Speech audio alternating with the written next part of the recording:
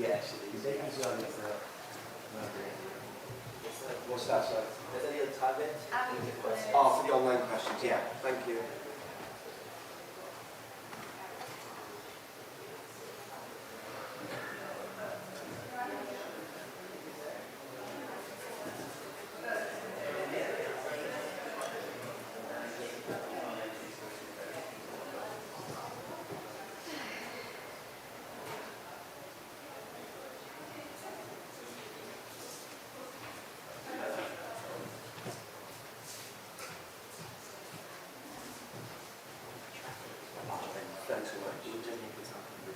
Okay.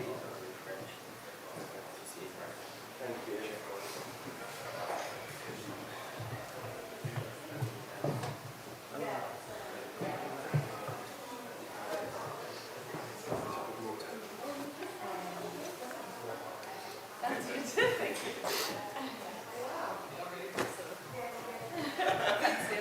You've got the talent.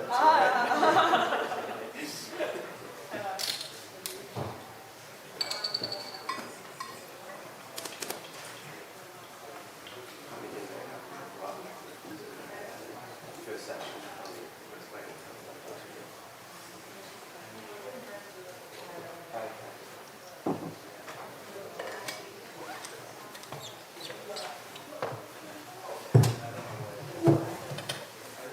No one's seen Carson yet this morning.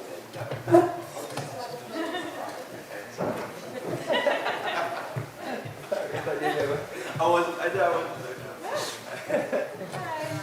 Nice to meet you.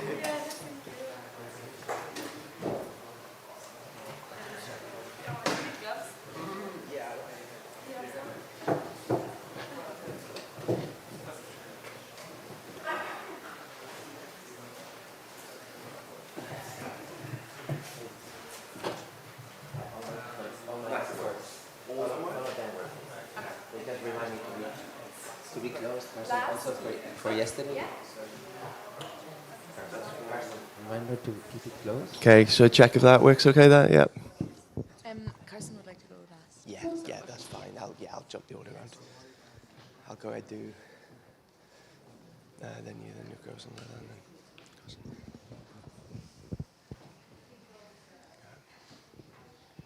So we've all got, there's a couple of microphones. We'll have to share a few along. So we'll have to share the microphones, there's three, right? Yeah. So I can share this from Sophia. There's another microphone, I'll just have to pass them around.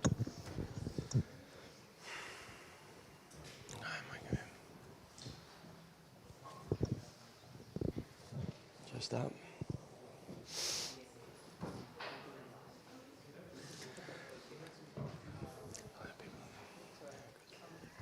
Thank you, everyone. Thank you for attending this session called Smash Imperialism for a New Trade Framework Based on Solidarity. There's been a small change to the panel from what's listed in the programme, so Sophia is now on the panel and I am chairing it. I'll let everyone else introduce themselves in a few moments. I'm Alex Heffron. I'm a farmer in the southwest of Wales and also a PhD researcher at Lancaster University. This, I think, is an incredibly important topic. For me, the internationalist politics of solidarity of Via Campesina is fundamentally important to the vision and potential of agroecology and food sovereignty as a way of breaking down the division of the nation-state system. Before passing on to the panelists, I just want to offer a few very brief thoughts on the topic of imperialism. It's sometimes called the highest stage of capitalism or capitalism at the world scale. And core to imperialism is what Ali Kadri talks about as the wasting of lives. He says that capital has become manifest as a system of relations whose activities have placed the planet beyond the point of no return. And as I see it, there are three core components to the concept of imperialism.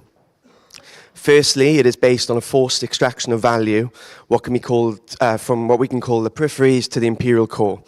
So some recent research led by a team by Jason Hickel found that the global north appropriated more than $10 trillion of value from the global north from the global south in 2015 alone. Enough to end poverty 70 times over. But this isn't a new phenomenon and has a long colonial legacy. Utsa and Prabhat Patnaik have shown through their research how the British Empire extracted more than $45 trillion in value from India alone in a period of 1765 to 1938, which I think is an absolutely astonishing figure. Secondly, a related concept is uneven ecological exchange, which is exemplified in agriculture, as we all I think know here. We import vast quantities, for example, of soya from Latin America in return for impoverishing their soils and ruining their ecosystems and playing a role in the genocide of indigenous people in Amazonia. In return, we get cheapened soya to feed cheapened chickens and pigs, which keeps many people fed in our countries, but leads to degradation of ecosystems here. And a big part of imperialist capitalism is about securing cheap food. Be that the result of cheapened, super-exploited labour that provides the backbone of European horticulture, or the cheapened tropical foods that facilitates neo-colonialism. Finally, there is a violent component of imperialism which keeps the system in place and punishes resistance or attempts to de-link from this global system. Not just the invasions, but the military bases, the CIA coups, the militarized borders and police forces, the economic sanctions, the whole complex web of imperialist violence which is seen across the globe. But when there is imperialism, there is always resistance, epitomized, I think, at this time by those in Palestine, Lebanon and Yemen who resist in the genocidal settler colonialism of Israel and the US and its allies, including the UK. I'm interested in how, as an agroecology movement, we can become more effective as anti-imperialists. As this title session says, we have to smash imperialism. It has to be resisted, deconstructed, abolished, opposed. And just as crucially in that struggle, we also have to build something new in its place. This is no small feat, but as Frantz Fanon puts it, each generation must out of relative obscurity discover its mission, fulfill it, or betray it. And with that, I'll pass on to the panelists, and if you could each just introduce yourselves to the audience, and yeah, I'll start with Sophia. Hi, everyone. My name's Sophia Doyle. I use she, her pronouns. I'm a researcher based in Potsdam, near Berlin, researching the imperial histories and colonial histories of modern farming. And I'm active in the No Border movement as well. And I'm also part of the Root and Branch Collective, which is a collective of scholar activists focusing on the agrarian question of land, labour and imperialism from within Europe, and kind of reflecting back on Europe, that Alex is also a part of. Hi everyone, this is Carson Kiburo. I'm indigenous of the Ndorois people. We live slightly 100 kilometers north of Equator in Kenya. I am a pastoralist. I am a lawyer, soon to be trainee counselor advocate. And most importantly, I'm an advocate of the indigenous rights people. Very happy to be here with you to smash imperialism. Hi everyone. I'm Anuka de Silva from Sri Lanka. I'm a part of the International Coordination Committee of Via Campesina, representing South Asia region. I'm a small farmer in Sri Lanka. Especially I'm doing the seed conservation. Yeah, thank you. Thanks. Morning, everyone. My name is Edu. I'm also, together with Anuka, member of Via Campesina, representing ECVC, which is the European coordination. I am a farmer as well, currently living in the Netherlands, but originally from Spain, coming from also family farm, olive oil production. And I will be trying to speak more from the European context and free trade, how it's affecting us, while Anuka is going to talk also from the Via Campesina perspective from the Global South. Thank you. Is that one working? No? Okay, fine. Sorry, I'll use this. Thank you. And Edu, would you like to go first, actually? Sorry. I start. Yeah, sorry, we keep switching mics. I don't know if that's a mess for you. Okay, thank you. Okay, then I start. Well, thanks very much, Alex, for facilitating, first of all. And so as I mentioned before, since the last CAP, with ECVC at the European coordination of Via Campesina, we've been working on a new trade framework. We've been working on talking on fair prices, talking on market stocks, talking of different values and objectives we think should be based a new trade framework in order to smash imperialism, as we said. So I'm going to be touching some of these things, but I want to start first talking how can we make more clear the link between imperialism and capitalism and agribusiness. Maybe it's very obvious for some of us, maybe not. But when we start talking about like specific examples, and I'm going to give some from the Netherlands because it's the country where I'm based, it becomes everything more clear how like big agribusiness and the big players are really benefiting from these trade agreements and then coming with some proposals. And I would like to start with, I just wrote down some quotes from some friends from Via Campesina. And I would like to start by reading some of those. So these are quotes from Morgan, from Paola, from Pierre, from Jan, which are like different comrades and farmers' friends from Via Campesina. And they were explaining me that if imperialism is how state or a group of people exercise control to maintain power, then the first dominant way is to remove the ability to access resources for food. By removing these traditional agriculture and food practices, this directly eradicates culture and identity. We have seen, mainly in Western countries, how heavily subsidized crops, as Alex was saying, like corn, wheat, soy, and rice, are mainly exported, becoming a dumping strategy at the expenses of unprotected southern farmers. A clear example of food imperialism is what's been happening for 76 years already in Palestine, where Palestinians cannot control its access to land and water. One example is the Palestinian people in Gaza. They can only access 15% of the groundwater of, how's it called, the Western Aquifer groundwater basin. So basically, imperialist and colonial power and nations, just by controlling not only water and land, that's what I meant to say, but also access to water, in that case groundwater, it's how you can destroy identity and culture and continue imperialism mindset. Imperialism in the food system is nowadays manifested by corporate control, by controlling access to food and water resources. By saying all this, when we have these talks within Via Campesina, I want to explain this case of the Netherlands, the beautiful country where I'm based, where we have some of the biggest industrialized and digitalized nation and the perfect capitalist expression of the food systems. Early 2000s, there was public laws and national laws really telling all the farmers, all the big farmers, you need to grow, you need to grow. We all know that this is like the clear strategy of the neoliberal system. And the government started giving a lot of huge subsidies to farmers to keep growing, especially I'm talking about the dairy sector and the pig industry.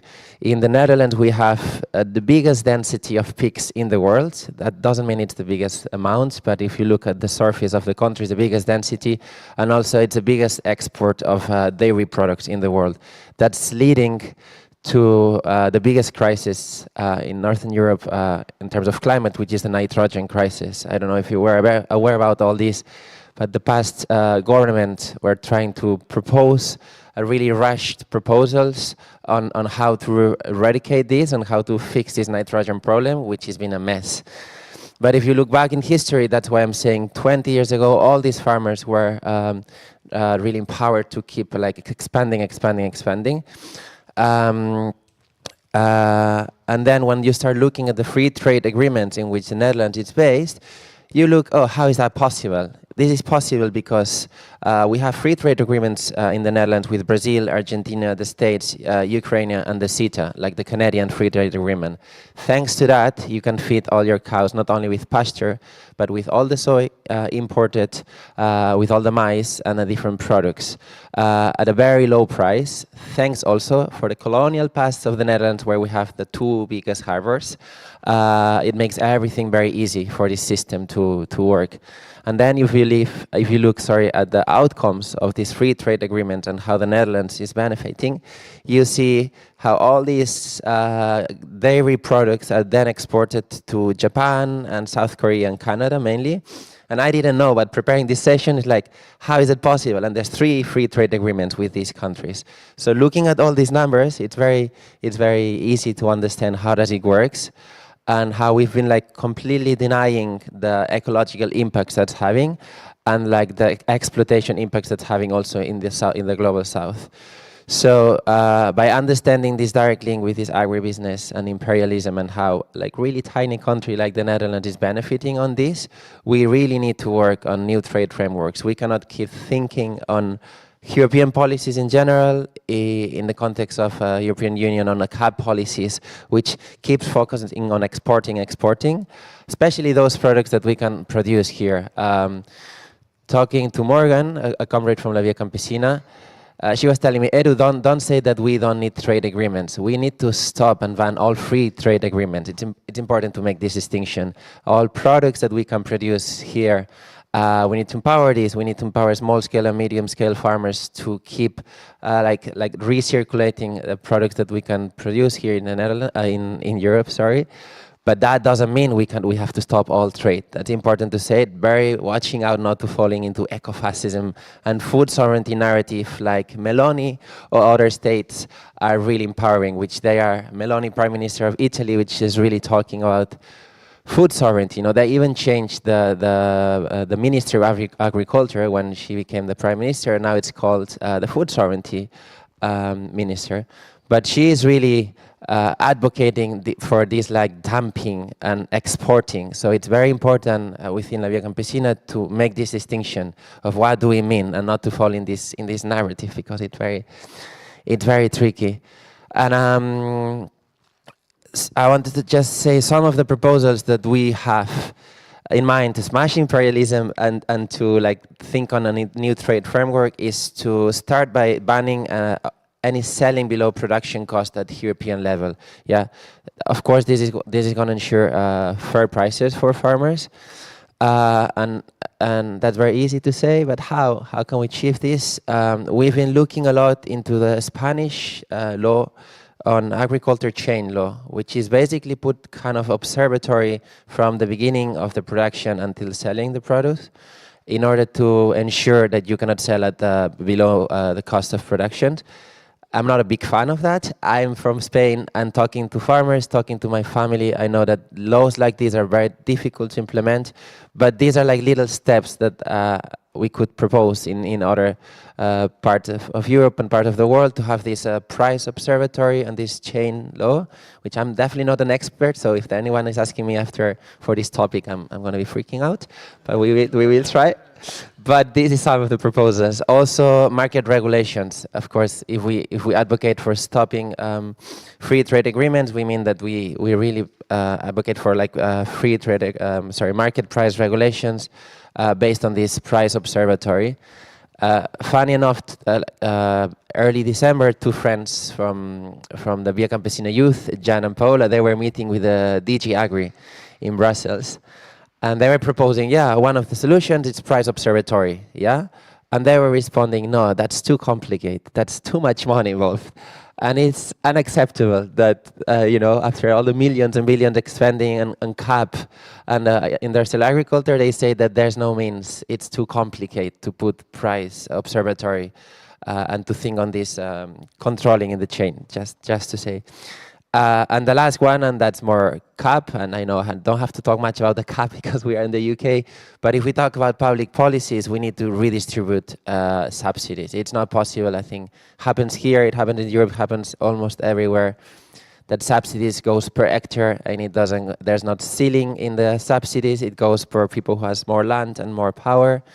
And agroecological farmers, small-scale farmers are not benefiting at all of these subsidies. From the CAP. So redistribution of CAP and not per hectare. It's also one of the biggest demands to stop free trade and smash imperialism. Thank you.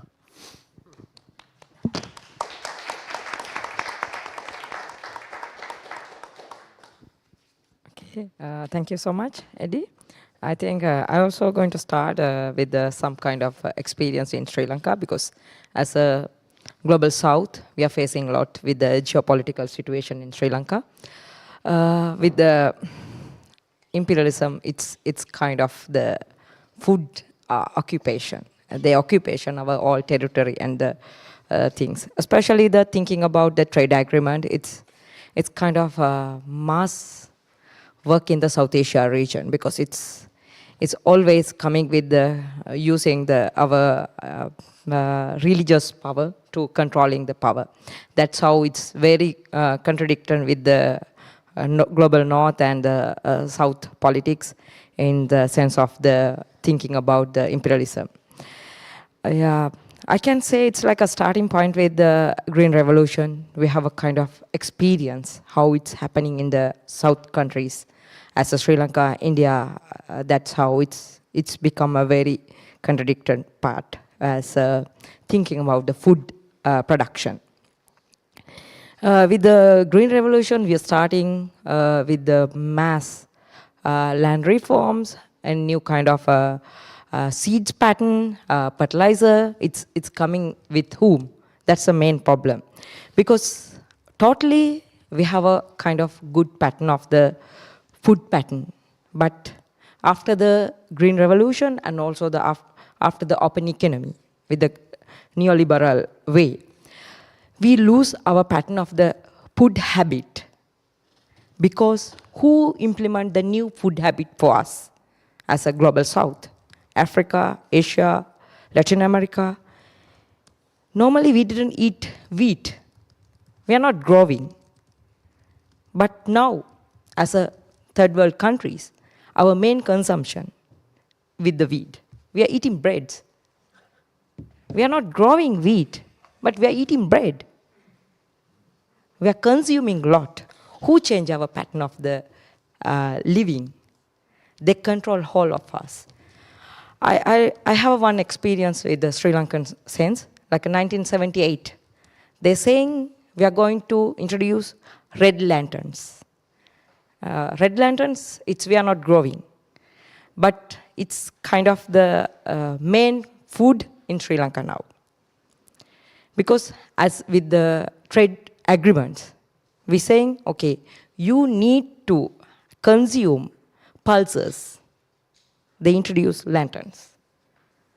But at Sri Lanka, we are growing green grams, other pulses, more health benefits.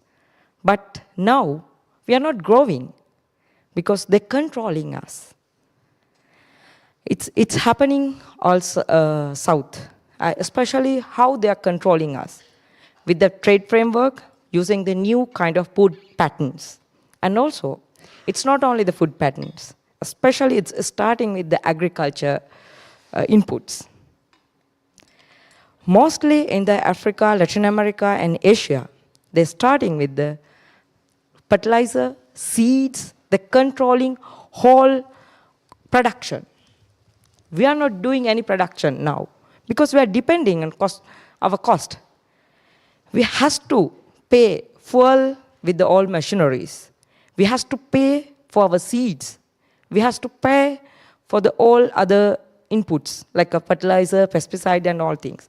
That's how they get control for our foods. That's how they used to change our whole pattern. Now you can think how they used our land, soil, like water, and all things. Because they can control. In Sri Lanka, we had that experience. 2021, Sri Lanka announced to ban all kind of fertilizer, synthetic fertilizer. It's not we are going to the doing organic way. We have a problem with the foreign revenue. We need to expend more than 400 billion USD dollars for the buying fertilizer. That's the only reason we banned all chemicals. That's how they control us. We lost mostly 60% of production in the country. We have a huge shortage with food. That's why people in the global north and a lot of research are saying, we cannot go to the agroecology or organic because we have experience in Sri Lanka. But it's not true. Who's controlling our production? It's not us. That's the main important part. We need to understand how they are controlling us. That's why, as a Via Campesina, we're saying we need to look that. That's why in the past 2-3 decades, we are saying we need to WTO out of the agriculture. Because especially as my country, 1986, we signed the agreement with the WTO. We don't have a negotiation power as a third world countries, as a small countries. But they put all dumping to us. Always. If rice season, we got the harvest, they put rice to us. We cannot say no. Like we have experience in our comrade from Korea. We have a big mobilization in the Cancun. He said, it's like a Korean government going to sign WTO agreement, import 5% of the rice to Korea. He sacrificed himself. He said, no, we're going to lose our farmers' capacity to have access to the market. That's why we think we need new trade framework. How we are going to smash the imperialism? We need to understand the reality. Why UN are very silent? What is their role in this international body, as an international body? That's why we think we are looking for the new trade framework. Lavia really wants to say we need to change the policy. We need to have a kind of good way to understand the trade. That's why we think, what is the role of UN? We think rule of the international trade and based on the highest standard of human rights. Like Eddie said, as Africa, as Asia, as Latin America, we always facing huge problem with the food dumping. It didn't have any nutrition values. But who forcing us to do? Always, as Sri Lanka, I like to say because I'm from Sri Lanka, we have a lot of problem with the FAO. They send as aid. Aid become very problematic to us. It's not an aid kind of weapons to us. Because we are just eating junk food, but no any nutrition value. But I can say 2018 we are facing kind of FAO engaging with building the new agriculture policy in Sri Lanka. But they're promoting export agriculture. What is the role of UN? They need to think about that. And also, as a Lavia, we are part of the right to food guarantees and national consultation of the national legislation, and also the seed treaty. We are very much looking how these international treaties are looking the human rights with the food. Right to food is as a human right. We need to look that. That's the main point. We think we need to reframe the new way to the trade framework. Because we need to have a look with the governments. Because in Sri Lanka, as we don't have a food policy, everyone can do whatever they want, especially the imports goods. We didn't have that kind of policies. What is the role of FAO? What they are doing as international level? What is the WHO doing? What is the nutrition value for the foods? We see a lot of issue especially in the Palestine and the Sudan with this kind of scenario. How they are treating the people. That's why we're saying we need to think new trade framework. We are not against the trade, but what is the value of the trade? That's why we think we need to reorganize the role of the social movements. We need to pressure to build a new trade framework. That's what I want to say. Thank you.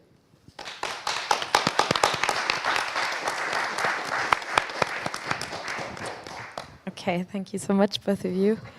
I'm going to be speaking much more from and to the position of someone living and working in the context of Europe. I live in Germany at the moment. And as someone living in Europe, I'm materially and psychologically and genealogically reproduced by histories of colonialism that have produced Europe in the first place, and by their continuation in the exploitative and death-bringing operations of capitalist market economy today, as we've also just heard.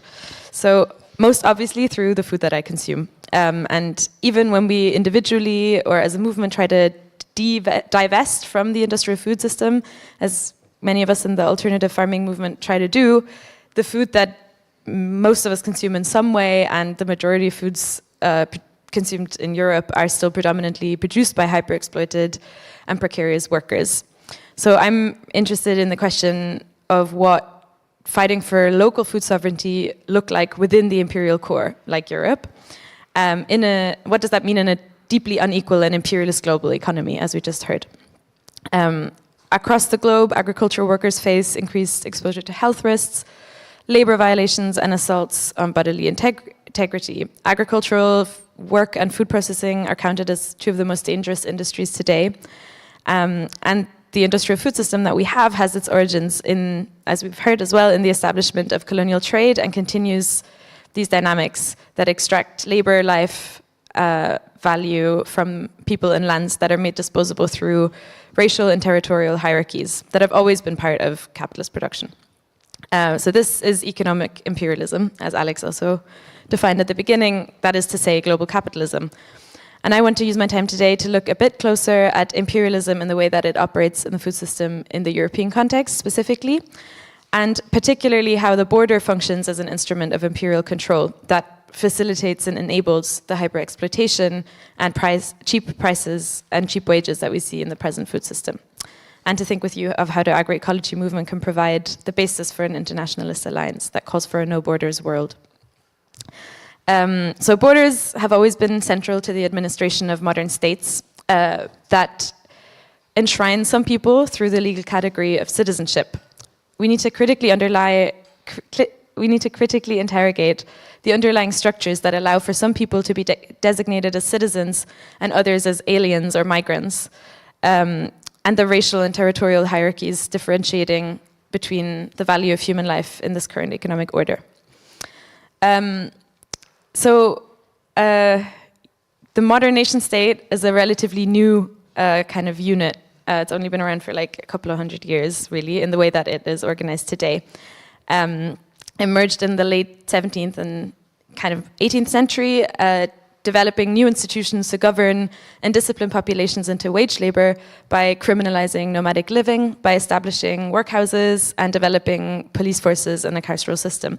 From their inception, modern states, by their definition, were defined through their ability to participate in colonial trade. That was what distinguished kind of the modern state form, the participation in an already imperial world system. And it was also in this time that an understanding of Europe or a European community emerged as a connected network of imperial trading nations. Pervasive in this idea was always the notion of white European supremacy and civilization. And the commercial order that emerged from this, that we have today, has always been colored through the racial hierarchies that distinguish between civilized and uncivilized, those people who were perceived as able to govern themselves according to Western ideas, and those who required the intervention of or benevolent guidance from the West. And today we see this distinction continued through the language of economic development or underdevelopment that mark those states that are able to govern themselves according to the demands of global capital, and those supposedly falling behind, who again require intervention of international monetary institutions, foreign investment, or outright military invasion, as also Anuka kind of just talked about. In the centers of empire, workers and their movements were more and more folded into the nation state as individuals were tied through the legal category of citizenship. And national borders started to be enforced more and more as improved transport and communication systems also allowed people to migrate more accessibly. But what exactly is the border? It's a figurative and immersive, we can understand it as a site, both figurative and real, where the integrity of the state is defined and challenged, and where white supremacist notion of purity of the national body is kind of mark the site of identity building for a nation.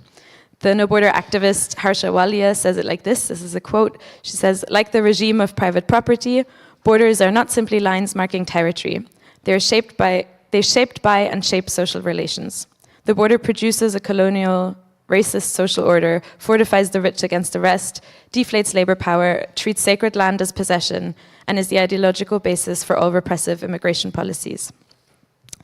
So while the EU prides itself as kind of opening, I'm speaking from the EU context, but I think it's very much applicable to the UK as well. While priding itself on opening the borders within the Schengen zone, the so-called harmonization of border controls and visa imposition policies across the Schengen zone has in turn reduced the legal routes for non-EU nationals to enter Europe.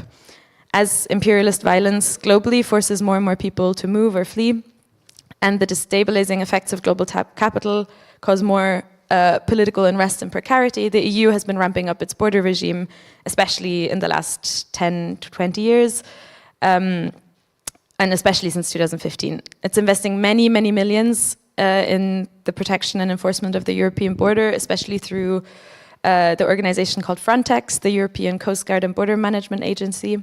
That's the main body coordinating this.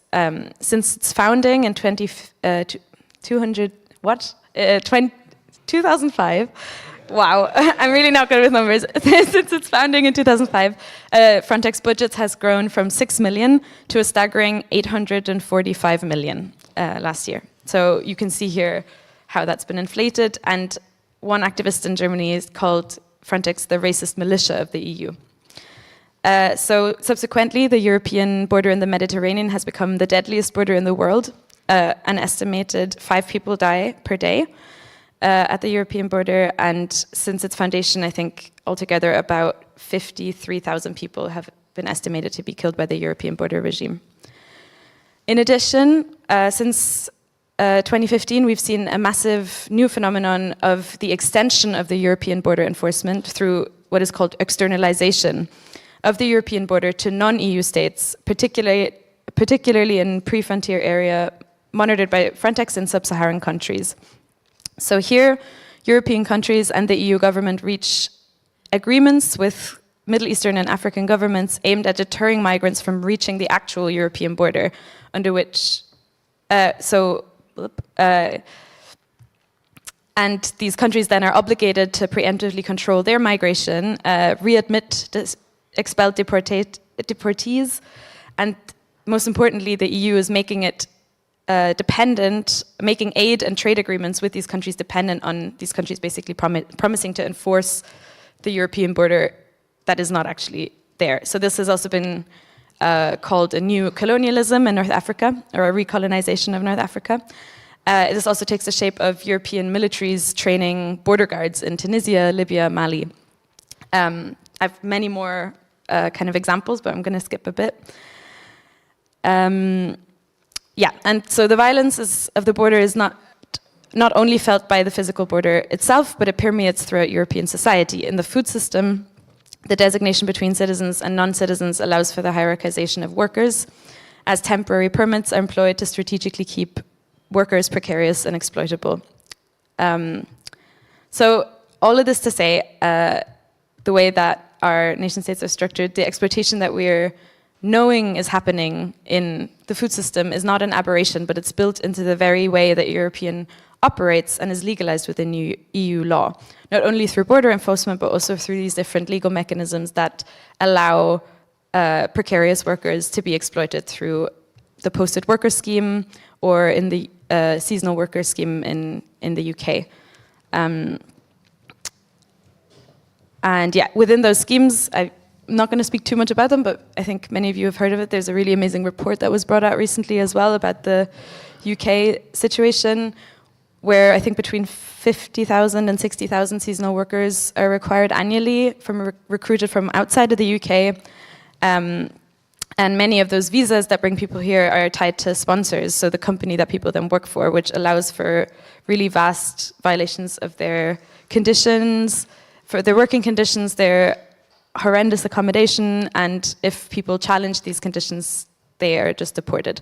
And because people come back, this is kind of this continuous, hyper-exploited workforce that is made possible through these legal frameworks. Yeah, so coming back to our own movement, the agroecology movement, especially here where we are at the ORFC, I think I want to kind of draw on, again, this activist that I mentioned, Harsha Walia, who kind of points out how in many instances environmental and labor movements in the global north are still predominantly conditioned through citizenship, and their demands are obviously often articulated within national and regional frameworks. This makes sense for any movement operating within the confines of the nation state to address and lobby the government, and NGOs operate on a national level. It's a kind of, on a basic level, that's the first kind of instance where we face policy decisions and policymakers. Also in our movement, in the European alternative food and farming movement, our demands continue to be articulated around small-scale farmers and food producers in whose interests national governments and the European Union are lobbied by NGOs and other organizations. So, like I said, this makes sense. However, this also reinforces a certain logic of scarcity upon which austerity and carceral states depend, in which workers without status are pitted against those with citizenship, and social movements operate within what writer Robin Kelly has termed a marketplace of solidarity, where movements have to compete with each other for attention from politicians, from the public, and for funding. Even though we know in our movement that the struggle for food sovereignty is as much a climate issue as it is a labor issue or a challenge to dominant imperialist, capitalist agribusiness as usual. Within this framework, taking up the issue of migrant farm workers becomes yet another item on the agenda to be included in an already stretched movement where capacity, time, and influence are very limited. So even though the alternative food and farming movement is made up of people who predominantly position themselves as liberal or left-wing, where many have a critical understanding of the destructive conditions of capital and free trade on small-scale producers and agribusiness monopoly, what would it mean if we reconsider the ways that citizenship and the border maintain an imperialist division of labor and hyper-exploitation upon which racial capitalism depends? Just checking my time. You'll let me know, yeah? Good. In this exploitative food regime that we're opposing with our movement, no, actually, sorry, that's not a sentence. However, I would argue that the majority of our time is spent trying to convince someone, politicians, NGOs, the public, that this way of farming is not only more humane, but necessary for human survival, by seeking alternative pathways for food production that supposedly lie outside of the dominant food system. We are seeking to demonstrate that this kind of farming is possible and to live this alternative ourselves. But even when we are dreaming up alternative ways to organize the food system and land relations, we need to ask ourselves, do these alternatives we are thinking of really fundamentally impact the imperial dynamics of production on a global and systemic scale? Or are the scenarios that we are mobilizing in our movements bounded by national or regional frameworks, such as fighting for European food sovereignty or the safeguarding of French or British farmers, rather than rooted in internationalist solidarity? According to a recent report, approximately 1 in 4 workers in Europe's agricultural sector are migrant workers. In total, I think 2.4 million migrant workers are estimated to be employed in agriculture within Europe. But when we speak about farmer, that is never really applied to a migrant worker who are considered workers or labor, not actually farmers, even though many people are bringing vast agricultural knowledges and expertise from their own lives. When we think through the colonial histories that have produced Europe and the European farming system within it, when we develop an understanding of how the European project and the nation states within it only come into being through the designation of humans as citizens and non-citizens, and economically through the global imperialist division of labor, we stop thinking about migrant farm workers as another issue to be tacked on to the demands of our movement. When we analyze the border as part of a historic and contemporary imperial relations, this forces a shift away from notions of charity and humanitarianism and a politics of inclusion, more toward a framework of restitutions, reparations, and responsibility. I'm quoting Walia again. She says, "The freedom to stay and the freedom to move, which is to say no borders, is reparations and redistribution long overdue." Finally, that's the last point, such a perspective is different from just arguing for opening borders.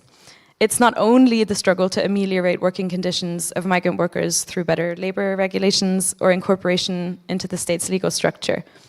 Walia again makes the distinction between a world of open borders and a no borders world. She says, in an open borders world, the world stays configured in the way that it is, with massive inequality, mass displacement, continued hierarchies, except that borders are opened up. If people are still being forced from the land in some parts of the world, including within the global north, are still being plundered and treated as sacrifice zones for centers of power, there is no justice in an open borders world. So thinking through the imperial conditions structuring people's movement across borders reconfigures also how we understand the European farming movement itself, and leads us to reassess our movement, its aims, who we work with to achieve them, and who we consider to be the protagonist of the movement in the first place.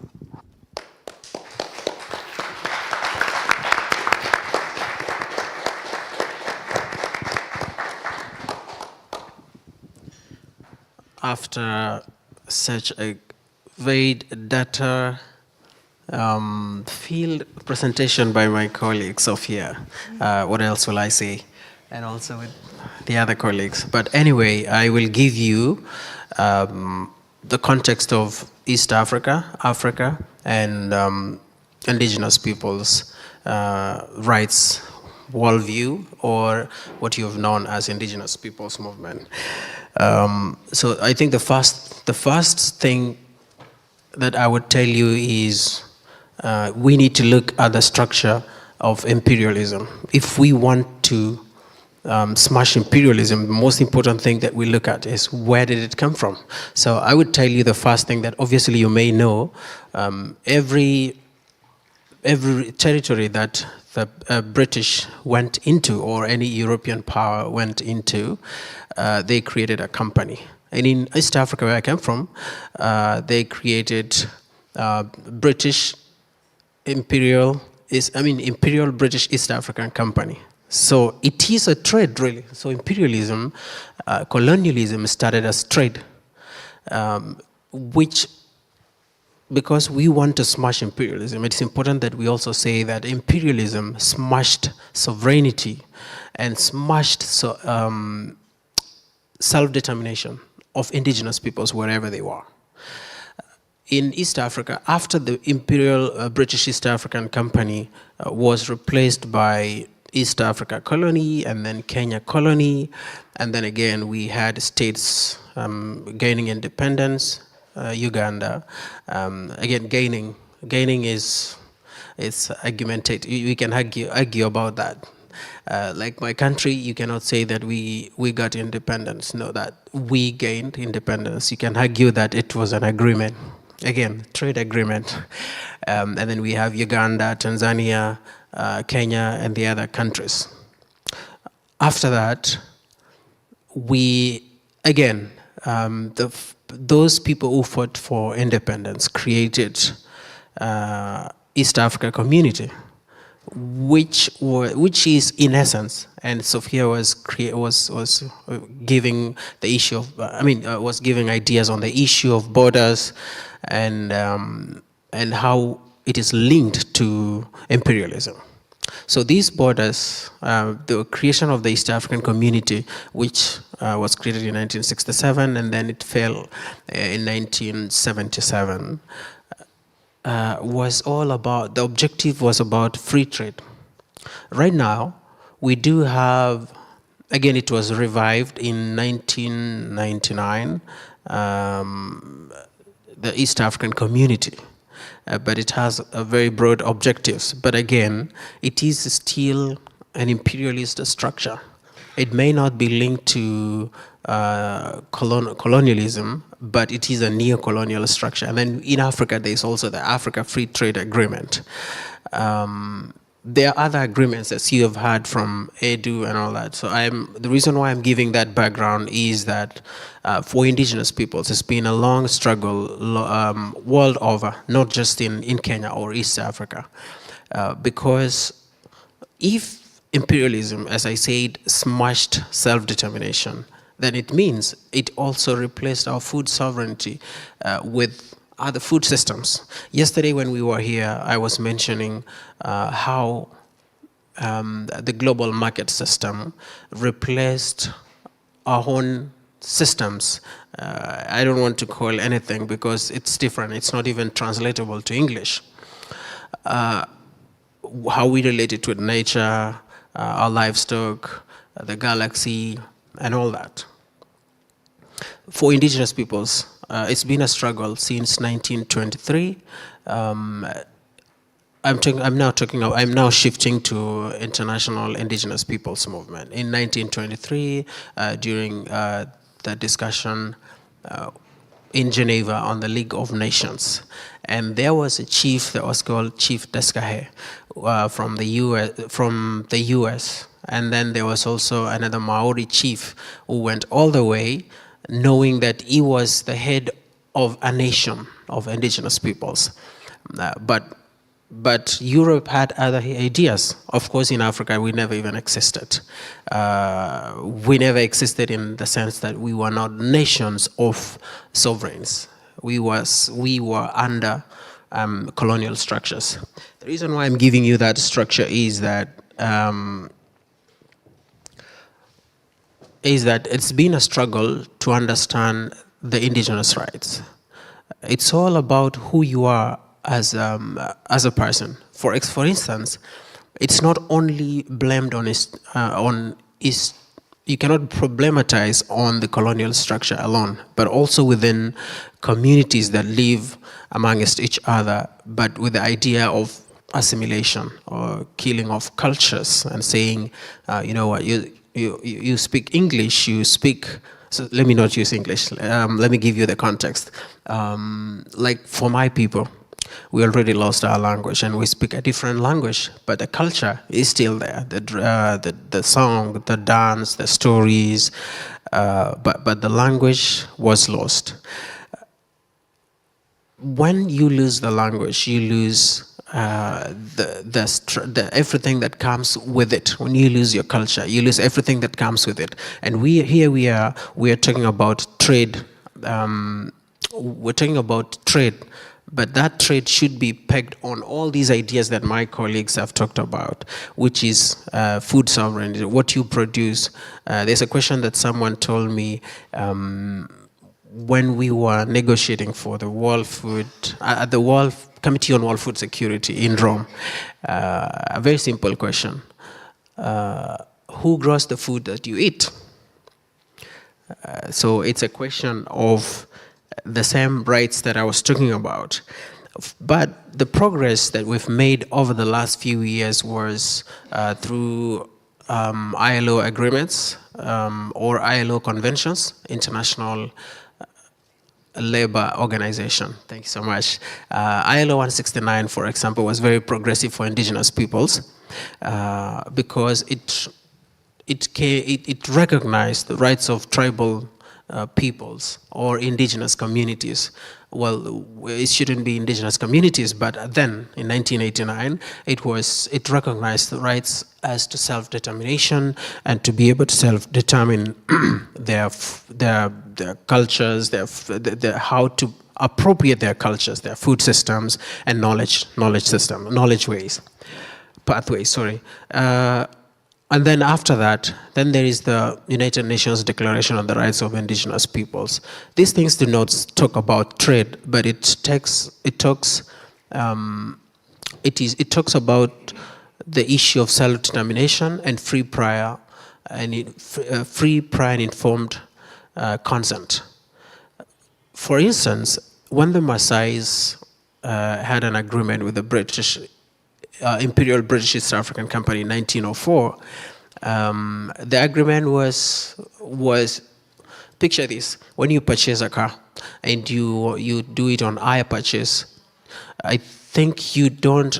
Where I come from, the agreement that you're given by the seller is you have no right to even change. They protect themselves first.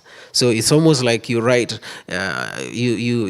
to the terms so that you get the car.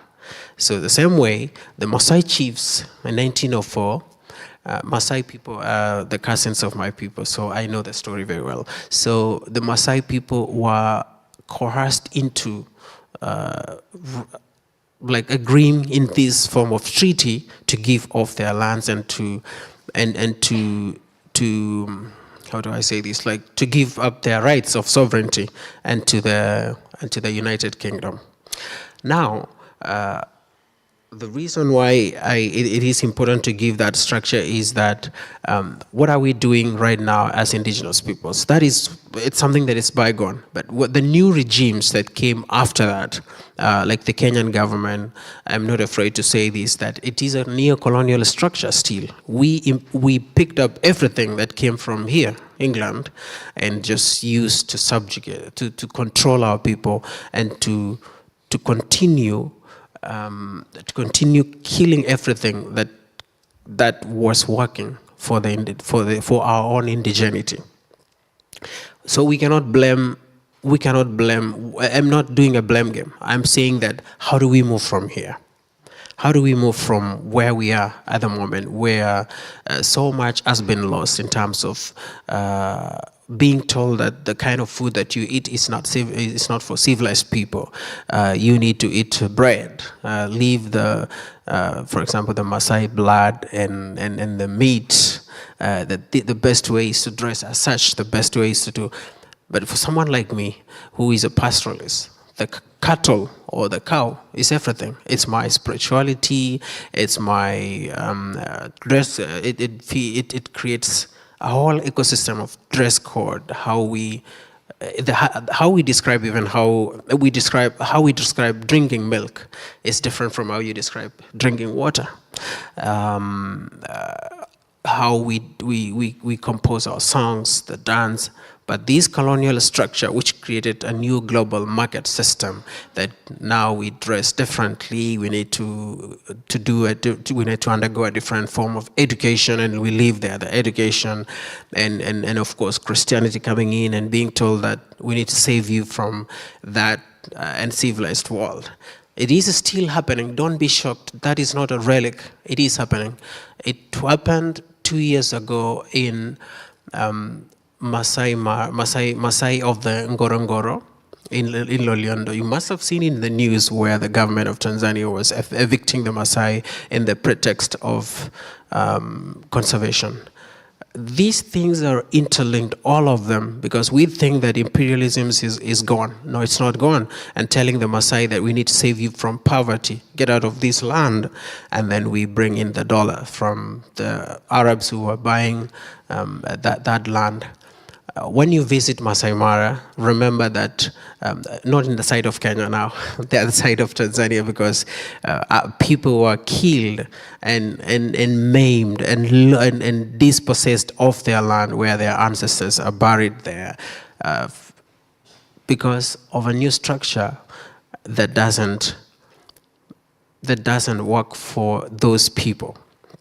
Now, with the United Nations Declaration on the Rights of Indigenous Peoples, these social and economic rights that are pieces of international soft law, they are progressive in nature, because we can be able to develop our own trade agreements as indigenous peoples. We are able to participate internationally in spaces such as this one, but and within the United Nations system.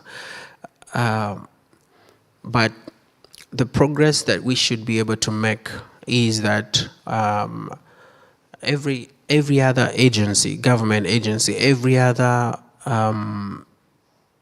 agency within the global system of nations should be able to adhere to the free, prior, and informed consent as a way of recognizing sovereignty and self-determination of indigenous peoples world over.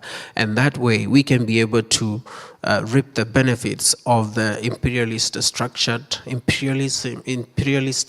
structured agreements, such as customs unions within the East African community, or versus the EU, or the Africa Free Trade Agreements, or AGOA.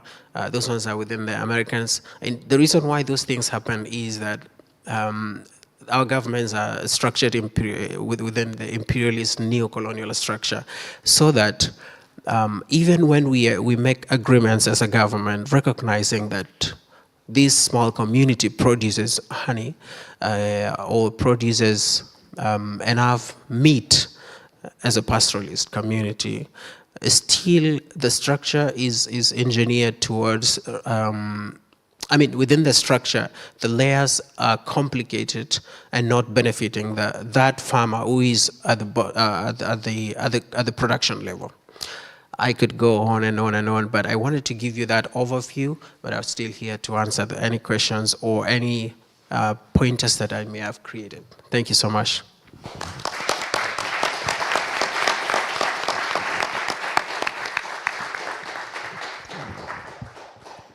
Thank you so much to, is that Yeah, that was working. Thank you so much to all the panelists. Like, so many fascinating points made. I feel like I could ask all of you very specific individual questions about all of it, but there might be too much. And that's from me. So I'm going to try, and I can just ask one question maybe to open it up. So you can, the word sovereignty comes up a lot. Obviously, everyone's talking about it. It's no surprise. And one of the things that comes up with the question of sovereignty is power, and also the difference between sovereignty for country and people in the global south to people in the global north and in Europe, like here. You commented around, like in Italy, Giorgia Meloni, the renamed essentially food security into food sovereignty, like a kind of co-option of the term in that sort of way. So I'm just wondering about food sovereignty. I'm wondering about this north-south connection and like international solidarity. And my question was, I'm going to try and make it broad, and you can speak to it or maybe speak to something else that comes to mind from here in the other panels, so don't have to answer this necessarily. But how do we move forward, which was a question that you raised, Carson, then, together, like internationally, and how do we recognize the different positions that we're all in within that? If that makes some sense, and if anyone wants to have a go at answering that. And you could talk to like an international context or specific individual context too. Yeah, whichever really. Does anyone want to have a go? That's a very good question. But I'm thinking, I'm always inclined towards thinking positively when I face any situation. And when I was asking myself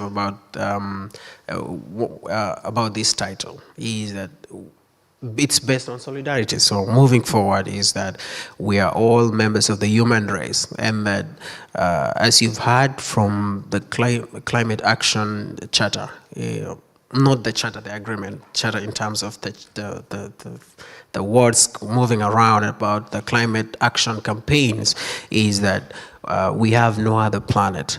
I would use the same scenario by saying that we're all members of the human race, and that respecting each other is the best way to move forward.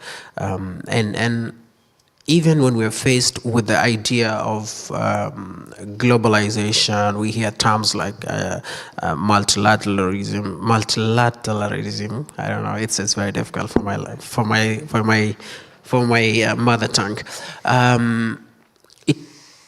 It is the structures that have been created will always favor one side versus another. Why don't we just say that we want to live together in harmony and peace? I'll give you a context.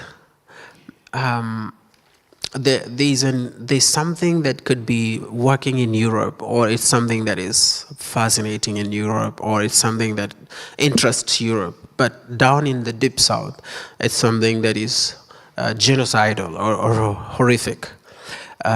Such as, for example, the conservation idea.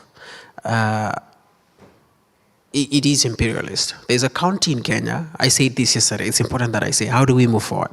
There's a county in Kenya that has over 80% foreigners who are less than 10 of them, about 10 of them, owning 80% of the land.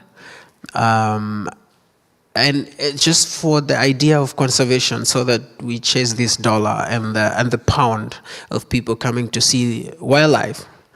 Do you know who was supposed to be in that land? It's pastoralists. It's their land, actually.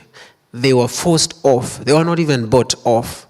They were forced off that land because of now there's a new discussion about carbon markets, carbon credits, and our governments go into agreements about carbon trade agreements with billionaires or rich countries, and they are moving away from who we are as a people. What makes us happy is being who we are, celebrating our culture and living as a people. I know that is a story that can answer how do we move forward. It's the compassion of being another human being that looks differently, that lives differently, and that is their lifestyle, and that is their culture. No culture is superior than the other. So, thank you. Thank you. Oh, someone else? Yeah. Yes. I think what he asking about the solidarity. I think it's like we really need to understand what is the how it's food, where's the food come from, and how we are going to consume. That's the idea. For me, it's personally, I really like to think myself mostly, because who create the capital?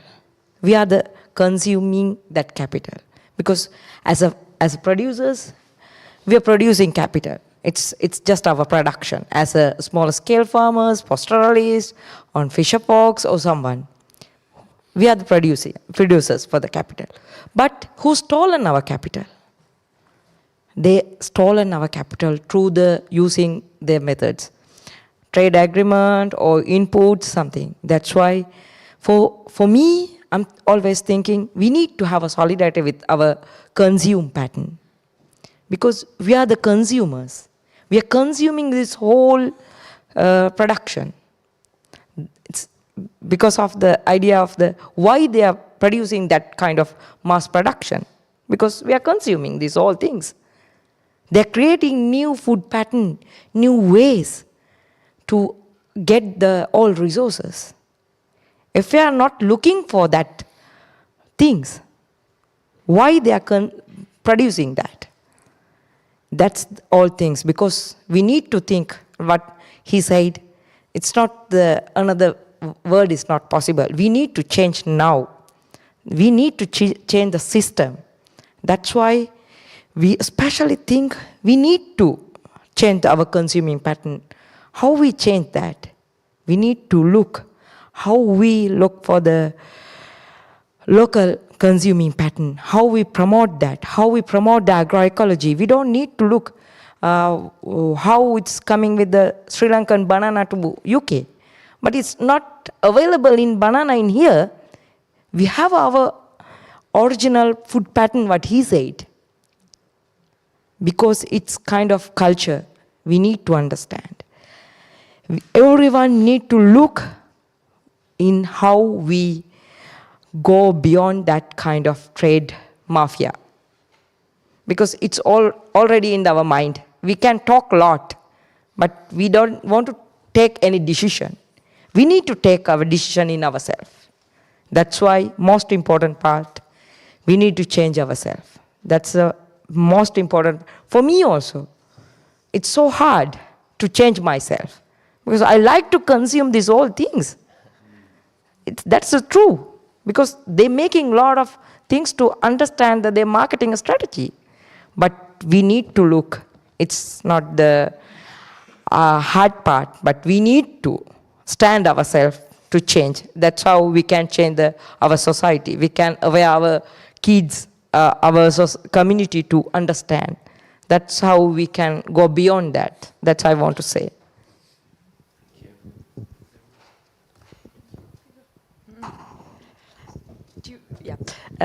Yeah, I think all I would add, or what I was thinking about, is that there's many different definitions of sovereignty as well. Like the definition and the way that historically sovereignty was defined in the West was like through the category of the nation state, and like only nation states could have sovereignty.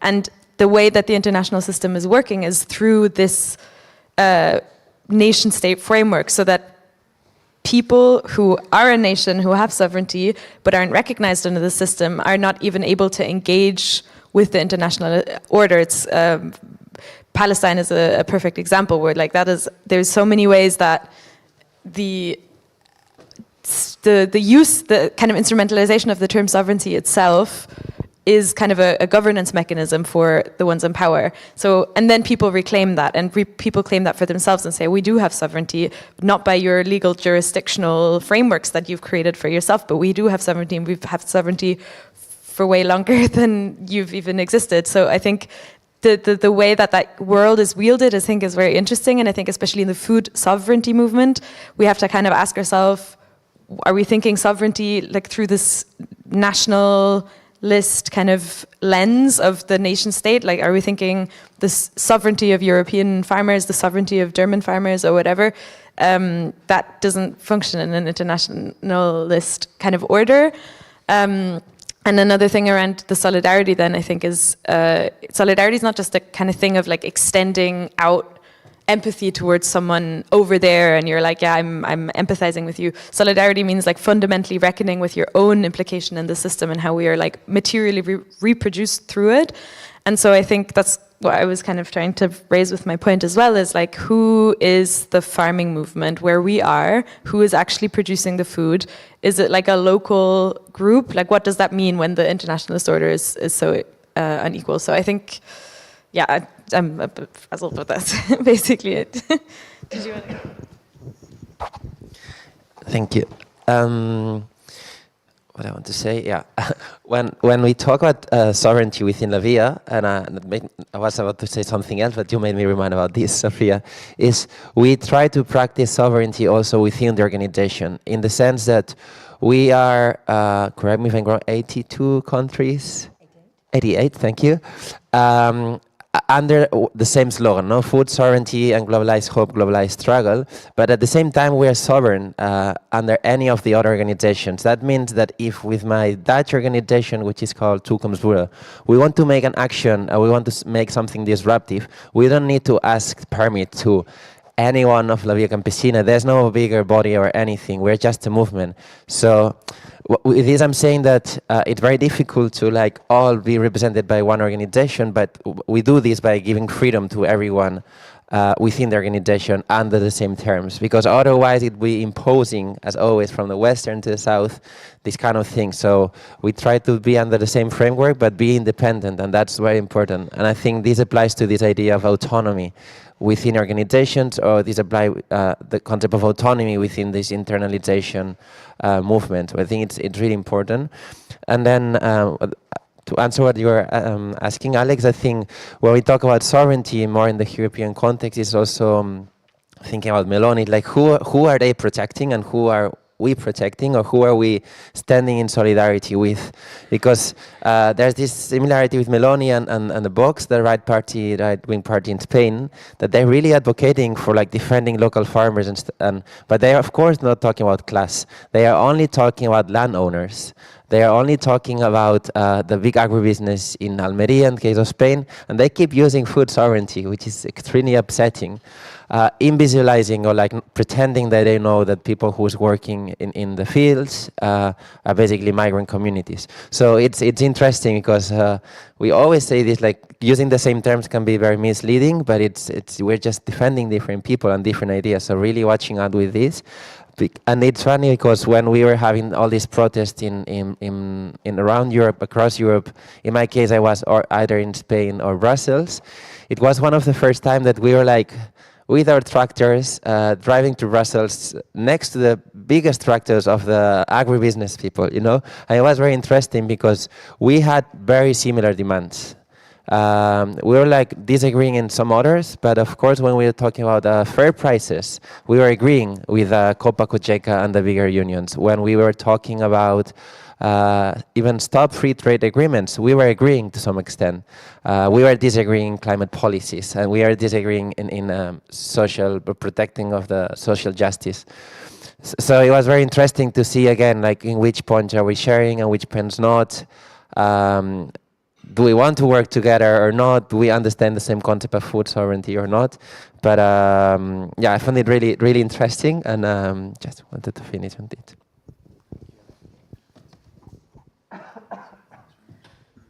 Thank you, everyone. Yeah, loads of really great comments again. I would just like to open it up to the audience. If anyone has any questions, please. Yeah, person, yeah. Oh, sorry, I need you on the mic, don't I? She's coming.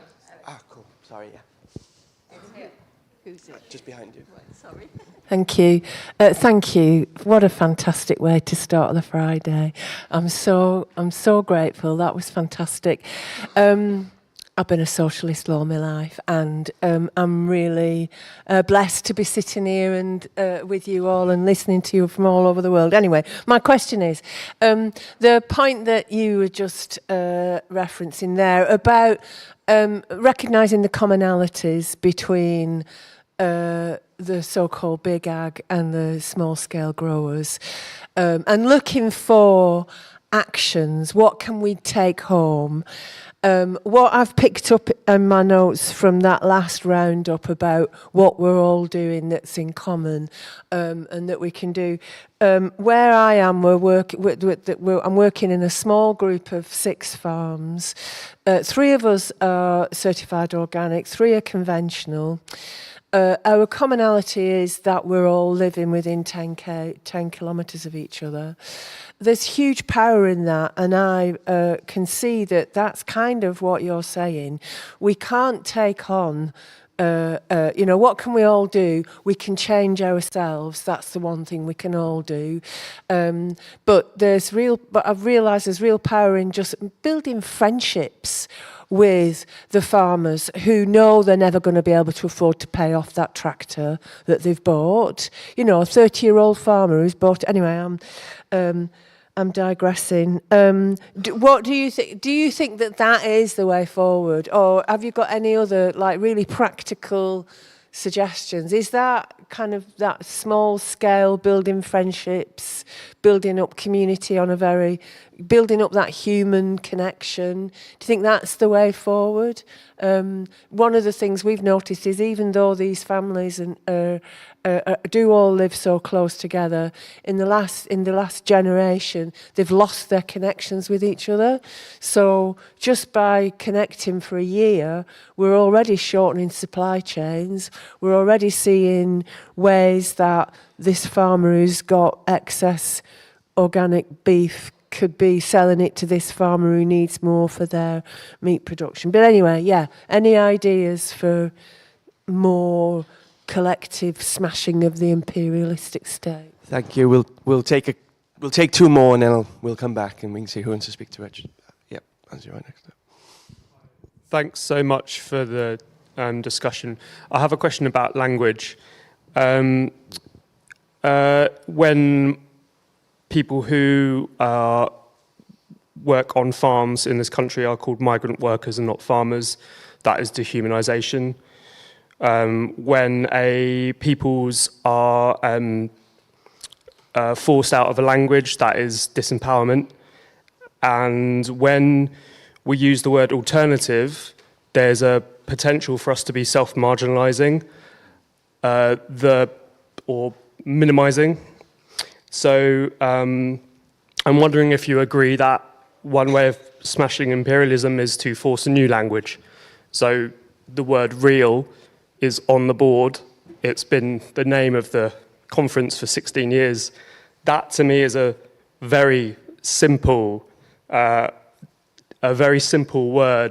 that helps to delegitimize synthetic foods and increase understanding around nature, stuff like that. So do you have any other thoughts on how language can be used in a more a stronger way?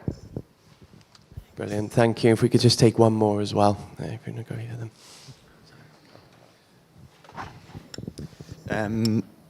So I was wondering what role could international revolutionary political parties such as the Revolutionary Communist International, the Socialist Workers' Party have in supporting international peasant organisations like the Via Campesina? This is a question for you guys, in the sort of anti-imperialist context kind of international struggle. Thank you. Would anyone on the panel like to have a go at any of those questions first? I think the blue one works. Yeah. I'm happy to try to answer the first question, and then I leave the. I think that was a really very good question we always ask to ourselves when we try to mobilize or demonstrate in the streets, and it brings always a bit of internal conflict because of how broad is the movement. So there's always like double checking, like, do we actually want to collaborate with this union or not? Do we actually want to collaborate with this local government or not? So I think it's difficult to answer, like there's not only one answer. But an example, it was again, like the whole farmers protest. We did want to actually approach anyone who is affected in this like agro-industry or like in the current food system, understanding that we had some commonalities, we disagree in others, but we believe that by going there and protesting, we had like a bigger voice, even though we don't agree with so many things. So one thing that we were going to the street and protesting together, yes, but other things that we were not doing, for instance, is like signing documents together or like making statements, political statements together, because here we disagree sometimes. And it's also sometimes complicated within La Via Campesina because some of the organizations are movements or like maybe movements or like peasant movements, and others are syndicates and unions. So we are representing different people within the movement. You know, the classic discussion between like landowners and owners or like workers. So it's been always very difficult, like who are we representing? And there's always been some conflicts on this. But we are always in favor of approaching, again, Copa Cogeca or other unions that we stand for different values. But when it comes to the similarities, like let's go together on this, let's protest in the street, and then let's argue for other things. But I think like completely staying in our bubble of anti-capitalist, anti-patriarchal organization and not trying to approach all the people working in the fields and all the people suffering from this, it would be stupid. So I think that's one of the positions from La Via. Yeah, I like to add little point, but it's some kind of experience I have. We're trying to have a look with the kind of progressive left government. I cannot say it's really good or bad, but we have a kind of good experience with the Colombia and the Nepal in the South Asian region. But in the sense of we are trying to add in Nepal, they're trying to bring the Person Right Act to based on the UNDROP. Person Rights Declaration, and also Colombia trying to push to bring to the as a constitution law through the person rights as the constitution level, and kind of a progressive left coalition we are trying to work, and we are trying to come together as a kind of left groups who supporting or progressive International People's Council. It's trying to work like Brazil, Colombia, Nepal. We have a kind of such a good experience to come together to bring to the food sovereignty and agroecology in the constitution level, trying to pressure to the legal phase in the national levels. That's where we are trying to work. But with the China, we have a bad experience.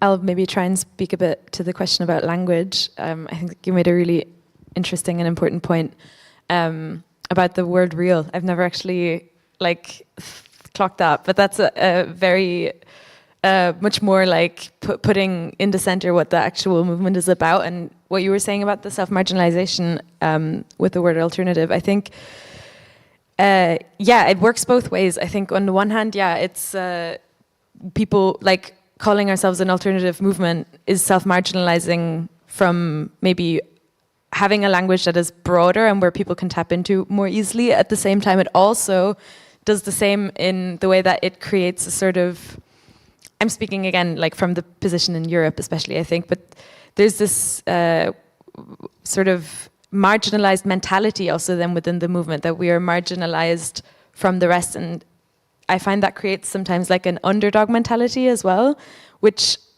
in a way it is the underdog, like opposing it to Big Ag, but at that mentality as well, I think we've spoken about this a bit, also kind of allows that language to obscure the power hierarchies within the movement itself, and things like the hierarchies between like workers and landowners and workers. And so the way that I think language can work both to empower and to obscure those things are really interesting.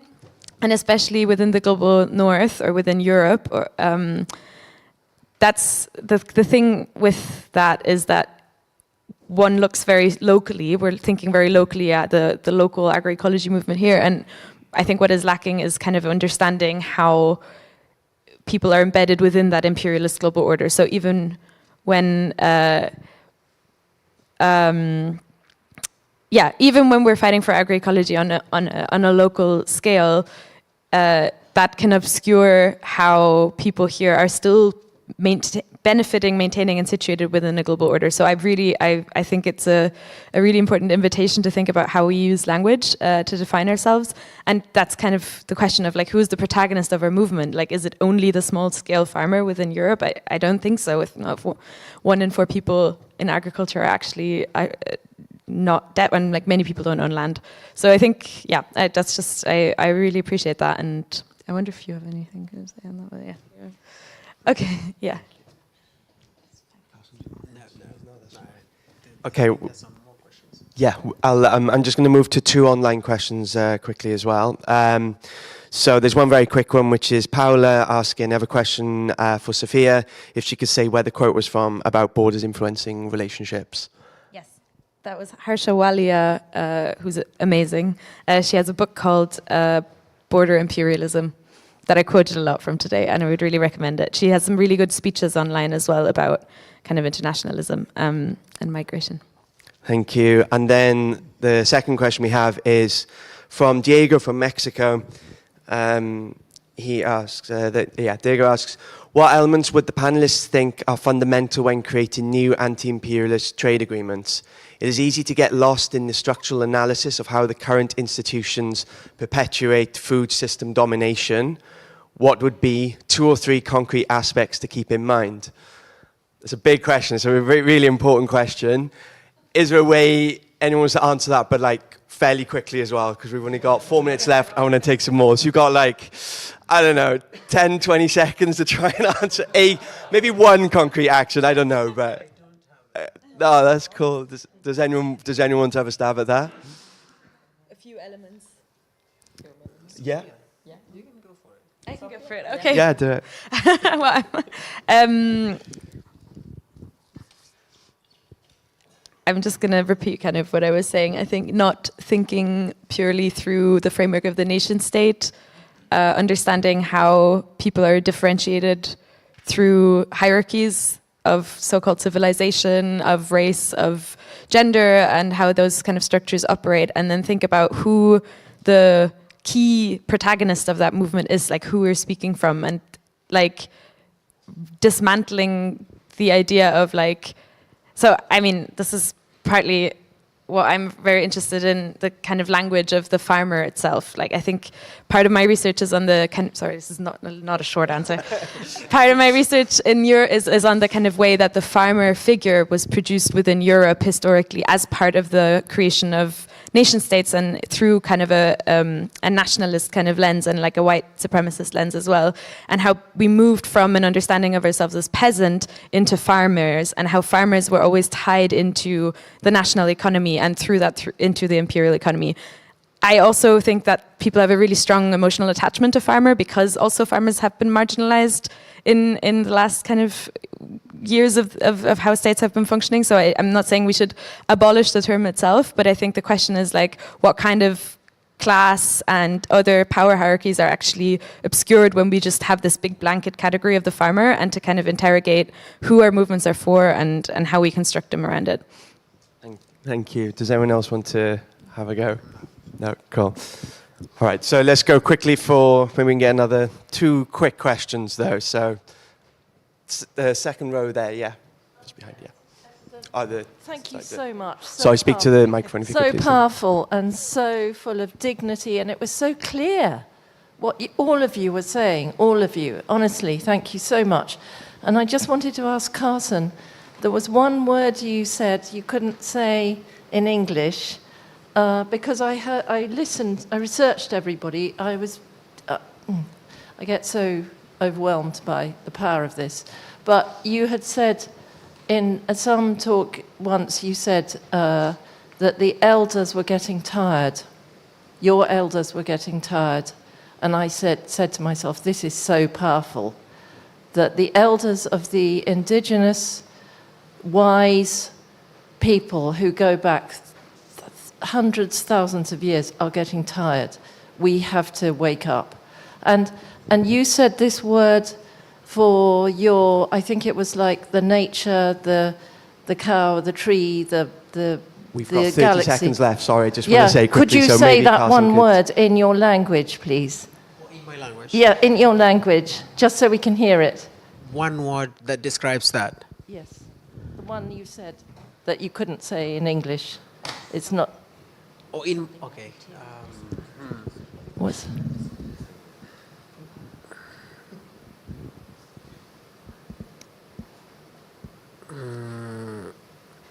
So be it. Yeah. That's and I should thank you. Thank you so much for summarizing in a very good way what I couldn't bring I couldn't describe in English. Yeah, thank you. Means a lot. I appreciate all of you. Thanks. Thank you so much, everyone. Thank you, panelists. I thought it was really fascinating.